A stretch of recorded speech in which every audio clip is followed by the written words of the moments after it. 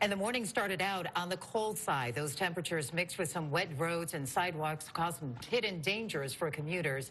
Eyewitness News reporter Will Jones is live with more on this morning's black ice issues. Will. Judy, we've all done that dance before when you're walking and you slip on ice and you try to regain your footing, but gravity pulls you down, and sometimes that requires a trip to the doctor.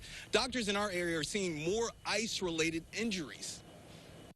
This hockey player knows how to keep his balance on the ice in skates, but in shoes that proved to be tricky over the weekend.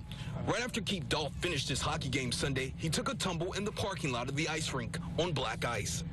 Wasn't really paying attention and just slipped and reached out to brace my fall, and the rest is history.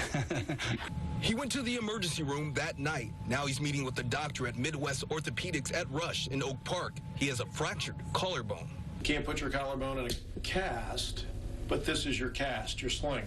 Keith Dolph is one of many patients who can't seem to stay on their feet this winter. Doctors are seeing more black ice-related injuries. The slip and fall injuries can be as minor as a bruised ego to as severe as a broken bone.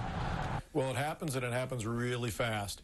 And because of the unexpected nature, you can fall in any direction. We see elbow fractures, shoulder fractures, wrist fractures because they try to get their arm out. So what can you do to stay upright when the weather conditions can literally bring you down? Look at where you're walking. You have to look down and look at that surface. Number two, wear sensible shoes.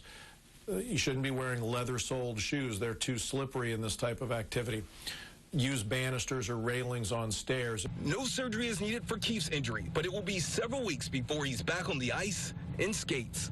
I think it can be more dangerous being in shoes on ice, especially if you're not suspecting it. Doctors are seeing all age groups. Of course, the elderly is more of a concern because of their brittle bones. So far here in Oak Park, people are walking just fine. We're live in Oak Park. Will Jones, ABC 7 Eyewitness News.